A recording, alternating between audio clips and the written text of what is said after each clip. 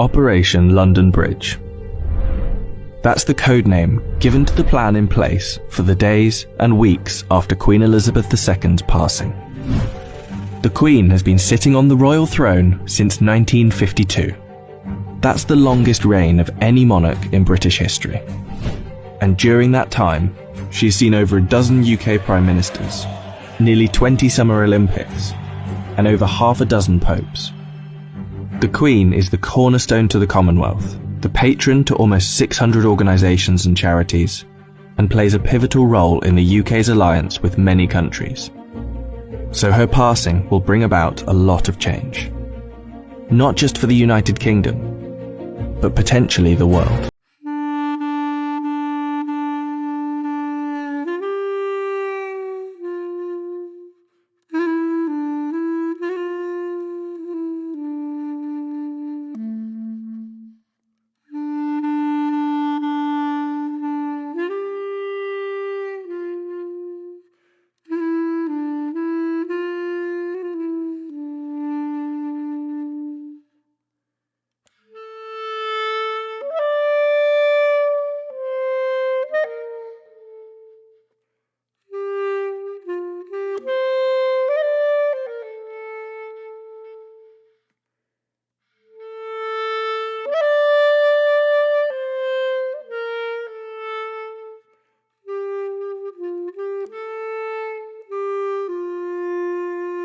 Has a network of lights that will flash to indicate a national catastrophe such as this. All BBC shows will stop and proceed to run a feed dedicated to the news. Newsreaders will change into the black suits and clothing that is on hand at all times in the news studio, and the traditional red BBC News branding will turn black.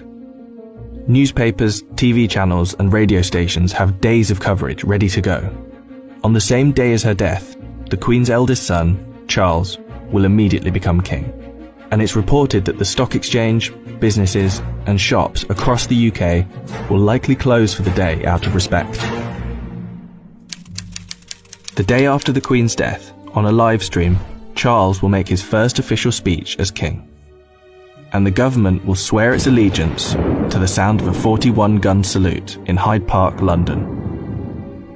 After that, King Charles, if this is the name he so chooses, will set off on a UK tour, visiting the leaders of government in the capitals of each country, Edinburgh, Belfast and Cardiff. before returning to London. During this period, TV channels will play the many documentaries already made in the Queen's honour, and the BBC will refrain from playing comedy shows as a sign of respect until after the funeral. 4 days after her death, the Queen's coffin will be led on a military procession from Buckingham Palace to Westminster Hall. Here she will lie in state over the next 4 days, and after which King Charles, family and dignitaries will pay their respects. Then the doors will open to likely hundreds of thousands of people queued up outside.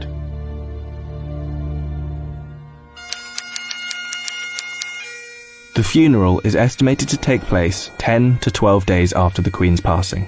But one thing is certain: the day of the funeral will be an official bank holiday for the whole of the United Kingdom. The stock exchange will close for a second time in under 2 weeks, and many businesses will follow suit. At 11 a.m. sharp, the bells of Big Ben will chime, the country will fall silent, and the coffin will be brought inside Westminster Abbey, where 2,000 specially invited guests will bow their heads in prayer. After the service, the coffin will be taken to Windsor Castle, and then finally to St George's Chapel, where Queen Elizabeth II will likely be laid to rest next to her father, King George VI.